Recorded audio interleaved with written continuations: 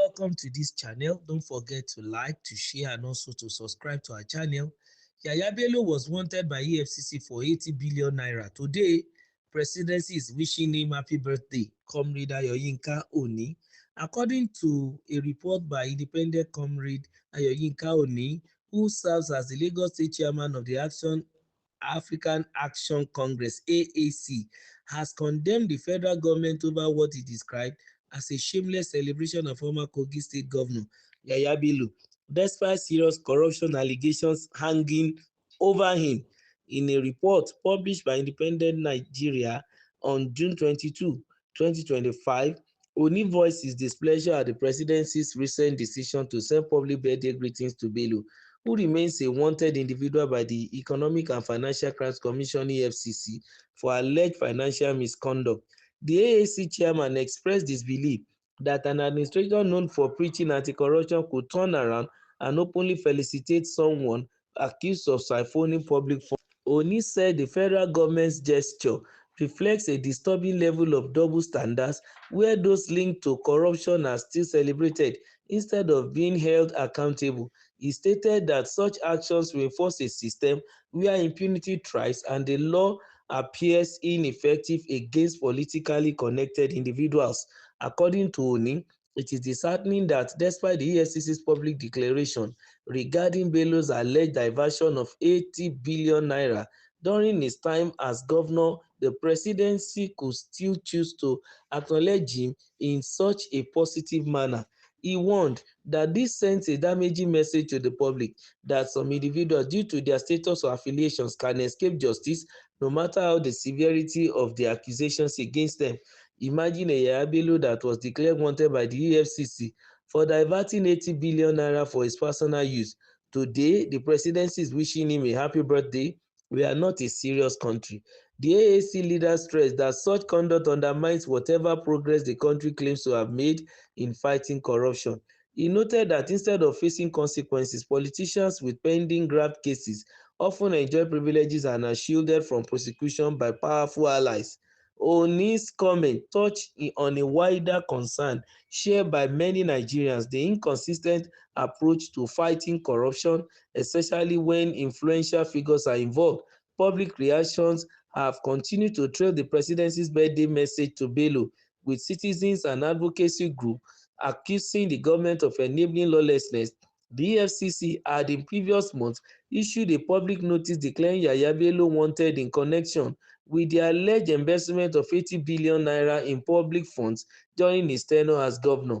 Despite that, the former governor has continued to enjoy visible support from high-ranking figures in the country's political space. As highlighted by Independent Nigeria, Oni emphasized that until Nigerian leaders begin to lead by example and uphold the rule of law, the idea of a truly democratic system will remain far-fetched. He concluded by encouraging the public to demand transparency from those in power and reject any attempt to normalize corruption at the top level of governance. Until leaders begin to take accountability seriously, Nigeria cannot be said to practice genuine democracy. Really, sometimes certain things can be sickening because of the circumstances and the situations that surrounds it. Imagine in a country where there is law and there is rule of law, where we want to encourage equity. A Yahaya Bello, who is wanted by the EFCC, is being wished birthday by the same government whose department is also looking for him to be brought to book.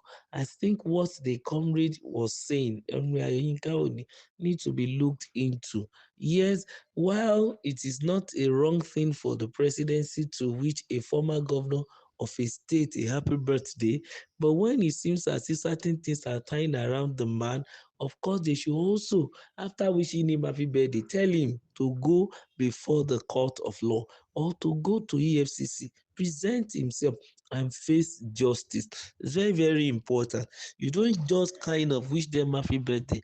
Like the comrade said, it seems Nigeria here, immediately you have any powerful ally, you can do anything with impunity and you go scot-free. This is a country like the animal farm where they say everybody is equal, but some are more equal than the other.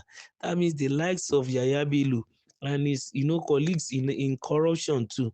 We want to feel and believe that they are much more also more important than others in Nigeria. They are much more equal than the others, and this ought not to be. The democracy we are practicing, like the comrade said, will not be termed a good or true democracy if we are beginning to, have people who are above the law or who escape the law or they escape justice. It ought not to be. Of course, it is a duty of Nigeria as a whole, as the federal government, to wish every citizen well, especially well those who are in public office and things like that because of the status and the other things. But in trying to do all these things, you must set good precedent. If you are wishing somebody who is alleged or accused of corruption and he has not come forward to clear himself, it's still an allegation anyway. So I wouldn't subscribe to the fact that the comrade will want to term the person as criminal. No, until he is proven to be, you won't, call him a criminal. But as the allegation is hanging on him, he should be advised to just approach EFCC, submit himself, and answer questions. And if need be that he goes to court, of course, let him go to court. And if the judgment comes, punishment comes, and if he wants to settle out of the court, just to return the commonwealth of the people of Kogi State, let him do so. But we cannot cross our finger and just be looking at our leaders doing things that ought not to be. Which precedent are you setting for the coming generation? Because this comrade is calling attention to the future. Because if there are young ones coming up, I'm seeing that someone stole, there's allegation of it, and it has to be proven. But then it is still the government that is also still celebrating the person. It's going to send a bad information into the heart of this young one. No wonder we have so many youths today that are going into, swindling, 419, internet scam, all sorts of social media evil, and you see them doing Yahoo, Yahoo, Yahoo Plus.